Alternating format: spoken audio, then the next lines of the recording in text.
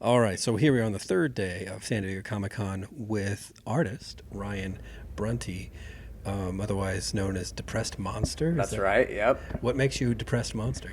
So the story of that name is it's when my grandfather passed. I started doing self portraits as a way to cope, and so I started doing these depressed versions of Universal classic monsters. So Frankenstein, the Mummy, things like that. And this was back in 2012. So I was just kind of just getting my emotions out. And then eventually a character came out, and it was this character right here. And that character's name is Yerman. And that was the first time that I looked at it, and I was like, oh, okay, that's how I'm feeling. Like, that's my emotions, and I'm coping with the death of my grandfather. I need to, like, focus on this character. And so I shared it online, and this was back before the internet was kind of mean, and, like, everyone was super nice and respectful of it. And it really resonated with people, like, right away. And so I did a first run of T-shirts, and they sold out, which was neat. And so all these years later, you know, I've done festivals, murals, all kinds of stuff. But the most important part is that we now donate a portion every year to mental health agencies across the country. And so we're on Hot Topic, where we donate to the Hot Topic Foundation, and I've worked with Jed Foundation, Trevor Project, all kinds of different companies. And so just try to take, you know, my moments of pain and turn them into something colorful and pop, you know, pop art-ish. And now it seems to resonate with people because they're getting it tattooed. And, you know, the story of Yerman continues on, which is nice.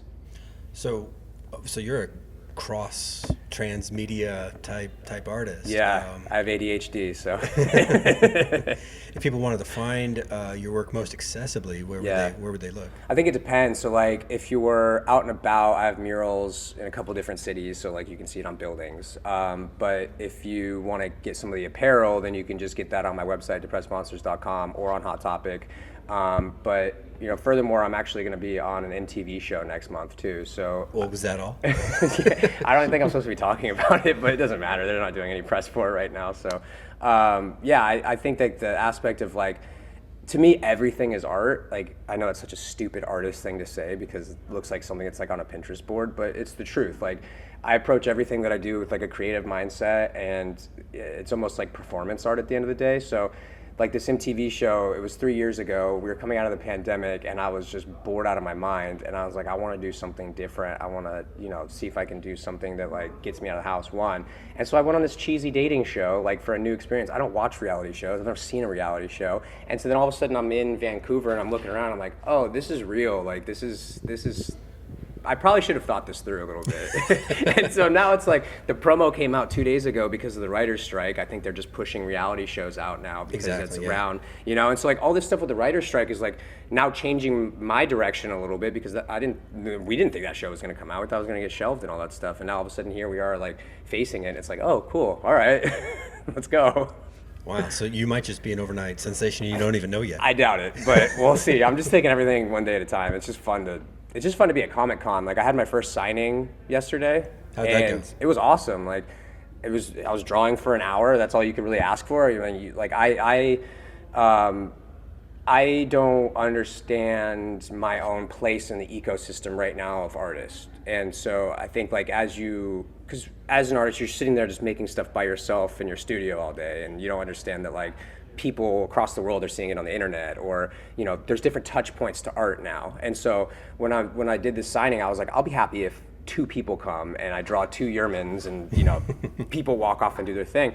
But I had a line, and people were lined up for an hour. I had really cool personal conversations with people that have experienced the brand throughout the years. I had people from my Discord show up. I had people that had seen me on live streams. Like, it was, and I'm not trying to, like, toot my own horn, but, like, it was neat. Like, it was a cool thing to, like, come to the world's biggest convention, have my first signing ever, and then people were there and excited, and I got to, like, I always like to surprise people with stuff. So, like, I was, like, signing these posters, and I brought out this little grab bag of stickers that had, like, bumper stickers and all this stuff, and I just try to make cool experiences for people because that's what Comic-Con has always been to me, is, like, surprising. And yeah, it's cool to be a part of it. You've been here as a fan before? Yeah, so okay. I used to come a lot, like 10 years ago, as press, actually. And so I used to write about video games. And so last time I was here was like 2012, 2013. And I was at, like, I used to just use the press credentials and pretty much, like, get into, like, all the cool spots. Like, I was, like, partying with, like, the Workaholics guys. And, like, I remember there was one time I was at the float at Hard Rock, and we were at the Workaholics party. This was, like, their second season, I think. And I'd seen them before. Like, we were friendly at that time. And, like, we'd seen each other at like different events and all that stuff, but like we weren't friends. We were just like, oh, yeah, cool, nice to see you again type thing. And I remember standing there, and it was Durs to my left. It was a producer from Howard Stern, and it was David X. Cohen, the guy that made The Simpsons with Matt Groening. And I'm just sitting there just going, what is going on? And like, I wasn't there for work. I was just there. And I was like, it was like, I don't know, it was like just being a fly on the wall, being like, I don't belong here, but I'm just gonna smile my way through it. And like David X. Cohen's having these conversations with me. I'm like, this is unreal. And then like that night I was at a Cartoon Network party with Mike Judge and Dan Harmon and drinking beers with this. And I'm just like, this is nuts. Like that's what Comic-Con used to be. And I feel like this year is kind of getting back to the roots of it. And it's really cool to be an independent creator during this moment. And again, I'm not like glorifying the writer's strike. It's terrible, everyone needs to get paid and all that stuff, but like as an independent creator, it's kind of benefiting us right now because we're being highlighted in ways that the studios kind of overshadow a lot of the times. And so it's an interesting time to be at San Diego Comic-Con as like an independent artist. For sure. I mean, I've noticed that exact same thing where the contents of, say, Hall H is usually dominated by studios bringing whatever it is that they want to bring. Without them now, they're the rungs, I won't say down, I'll say adjacent, are getting those spots. Yeah, and I think it's like, again, like I have to be careful here because I don't want to get like, wrung out on the internet, but like the studios don't do anything for me. They don't do anything for us independent creators. Like we go as fans to these things, which is cool, but like Comic-Con started as something for independent artists. Like it started for comic book artists and for people to get their work out there and all that stuff. And I do think that Comic-Con could learn something this year to be like, hey, maybe we should highlight the other sense of people creating right now and not just take the capitalistic approach and just take the money from the studios all the time. So I've had some interesting conversations with people that like work for the convention, and I think they're thinking about it, which is cool. But like, it's been an interesting year for sure. It's nice to be back, like in that sense of the word. But I'm interested to see like kind of what happens moving forward too. People want to get a sense of who Ryan is, the person. What's your favorite movie right now? That just came out? No. I mean, like today, if someone just asked you, like Paul, and. Yeah. Because this movie, this answer can sometimes drift. Yeah, for sure. On people. Yeah, I don't consider myself a cinephile, but I do love movies, and so like we have this record store in Vegas called Zia Records. It's kind of like a Southwest staple, and I always go in there and I'm like, okay, cool, I got $40. I'm gonna buy whatever movies kind of jump out to me. And so I buy like the weirdest movies, like independent movies, documentaries about punk bands. Like I just bought a documentary about the band Pulley, which is a punk band from the 90s, and their tour to get back out there. And before that I bought a Descendants documentary. I'm super inspired by like skate punk and punk rock culture. And so whenever I find documentaries like that, I like eat them up. So right now that's kind of been my focus. I think my favorite movie right now is, I think it's called The Devil and Daniel Johnston.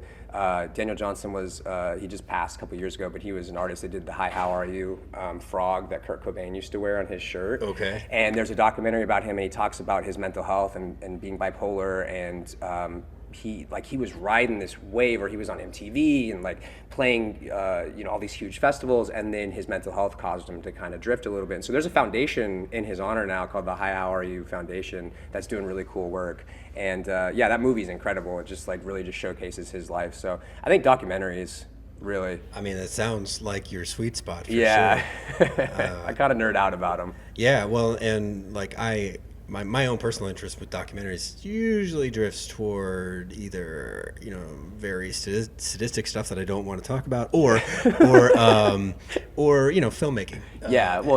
And I find those super interesting. But it sounds like you're focused more on things that have some kind of cause behind it. Yeah, I didn't really recognize that. I think so. I think that I really like to go to bat for DIY creators because that is what I am, right? And so like I think whenever you watch anything of media, you're gonna put yourself in it, like it's your interest and all that stuff. And so punk rock culture, I'm a musician, so I've been playing drums since I was 12. I've been in a lot of bands and stuff like that. Nothing of notoriety, just like it's something I do is my passion. Like visual arts pays the bills, and it's great. I'm super thankful for that. But like when you're only focused on one art form, for me anyway, I like to get inspired by other art forms. And so like playing in bands and being collaborative and hanging out and drinking some natty lights with the guys, like just stuff like that, like Built to Spill used to do, like that's super impactful for me because then it gets your brain kind of moving and all that stuff. And And again, that's why I'm so big on like the DIY culture of this convention kind of coming back, because I think it's important, because that's culture drivers. Disney's not a culture driver. They're something that just takes culture that's being built from the underground and they repurpose it so they can make money and all that stuff. Like the real culture that is being made and has historically been made is from independent creators. And it always has been. I mean, it's the people that have been struggling and working their ass off for 10 plus years that are all of a sudden overnight success. Like those are the people that actually move culture. And I hope that this year kind of highlights that a little bit. Yeah, I mean, probably the one like property that kind of walks both of those lines is believe it or not, the Teenage Mutant Ninja Turtles. I agree. Yeah, I'm a huge Eastman fan. Yeah, and they're here both as comic properties, and they had their preview of what they could show with the movie on Thursday. Yep. And but yeah, that has its roots. And that's because they kept their rights. Like, I think, was it Laird that kept the rights to it? Well, Eastman's the one that's still involved. Yeah. But I don't know what Laird's current role is. I watched a documentary about this. I can't remember what it was. I think it was The Toys That Make Us, that Netflix one. Yeah. And they talked a little bit about that. And I think the reason that they stay so relevant and they're able to teeter that line is because they kept the comic rights. So their comic books are always like super independent and DIY, I think under their own studio, if I remember correctly. And then their movie rights are done by Nickelodeon, I think, now. So yeah, I agree with you. I love the Teenage Mutant Ninja Turtles so much. The Last Ronin was like an incredible run, like return to form of their comic run and all that stuff. So yeah, I'm super into that. What's your training or your background in artwork? Depression, yeah, just being bummed out, just being, yeah. I mean, honestly, that's what it is. Just being like, I was a sad kid, and my only like reprieve from, dealing with these emotions I wasn't allowed to talk about was drawing. And so like I'll find old journals from when I was a kid, and like they're really dark for being like this, like from the outside probably a bright-eyed Christian kid, like I was drawing really morose things. And so I think when I became an adult and I started experiencing these emotions again through different things, not just my grandpa passing, but other things, like I wanted to turn those things into pop art, because it's more accessible for me, it's more sustainable. Like if I'm sitting there drawing dark things all day, I'm going to be very dark, and I just can't do that. And so I didn't go to art school. I come from a marketing background, so I think that helps a lot, because I think when you're an artist in this current conditions, you have to understand marketing, whether it's, if you're an artist that gets on TikTok and does the dances, like that's still marketing, And so, yeah, it's just very varied. I think just learning a lot. Like my first mural, I had no idea what I was doing. I went out there with, I didn't even have the right supplies. I'm sitting out there stressed out and anxious, pulling my hair out, but it got done. And then I started learning more and adapting. And I mean, when you're in the 117 degree weather in Vegas, painting a mural, you got to figure it out. So I think it's just being in the kitchen and, just getting burnt a lot. So I also come from a kitchen background too. I worked in a cafeteria at a hospital, like the big hospital in Vegas. And that was high pressure, like I never want to go back to that. And so I think anything that I get to do now, I come with like an air of gratefulness and appreciation, because I've worked I've worked construction in the summers of Vegas. I've worked like in the it's just anything other than that is just a huge blessing. And I think it's just like, I want to learn as much as I can, and I feel grateful to be able to do it. It's funny how life works that way. It exposes you to a ton of stuff. Once you're exposed, you don't want to do it anymore. Exactly. Yeah, I'm at construction for like 3 or 4 years, out in the summers, out in the crazy Vegas heat. I worked in the hospital for 5 years, and you see dead bodies come through, and then you have to make a cheeseburger for somebody, and you're like, this is really heavy stuff. Like, it was heavy, and I did that in my early 20s, and like, I think it just made me really want to try, what I do is intimidating. Like, it's hard to be a visual artist. It's not an easy thing to do. And then I think that like I had this air of like, well, at least I'm not seeing a dead body every day. And that makes me want to try harder, because it like creates levity to things, I think, if I'm being honest. I think I just figured that out. But yeah, that's kind of what it is. So that's how I became an artist. Well, I'm glad you've experienced the success that you have, because like visual arts, like you said, is hard. It's hard. But I would say, as hard as people are on themselves, once they decide to make whatever the work is public, the worst thing is getting no response. Yeah. I'd I dabble. I have a studio art degree, and I'm scared to death to show anybody anything. Oh, really? You know what I mean? Because until I feel it's the thing. You're never going to feel that. Never going to feel That's it. the feeling that we all chase, right? Is Yeah. we're always feeling for that thing. I think that was the most enlightening thing to me, was that when I just let go of that and I was like, this is unfinished to me and it'll always be unfinished to me. I just have to let it go. And so now I look back at my work. I can't even really look back at it because I'm like, I would have done this different. I would have done that different. But that's the journey, right? I feel like that's the journey. I don't know. Yeah. I'm acting like I'm a guru or something. Well, I mean, if you're here signing, you've done something right. So someone wants your signature. Thank you. Right? That's appreciated. Thank you. Yeah, I guess so. Yeah, it's a lot of hard work and just like riding the wave, I guess. But that's what life is too. So yeah, it was cool. And I did an original sketch for everyone that came by. I took at least 10 minutes and drew them something really cool. And I printed out these really cool like original posters for people that are 11 by 17. So it's a nice little keepsake. And yeah, I don't know. I think it's fun. It's fun to surprise people. Yeah. One, it's a personal connection. They'll remember you were a cool guy. I hope so. At San Diego Comic-Con. I mean, here's the thing: is like I've gone, I've had experiences where people don't think I'm a cool guy because maybe I woke up on the wrong side of the bed, or like when I used to do a lot of live stream selling, and there's no guidebook for live streaming your art, right? And so when during the pandemic, we were all going crazy. Like we were all going absolutely insane during the pandemic.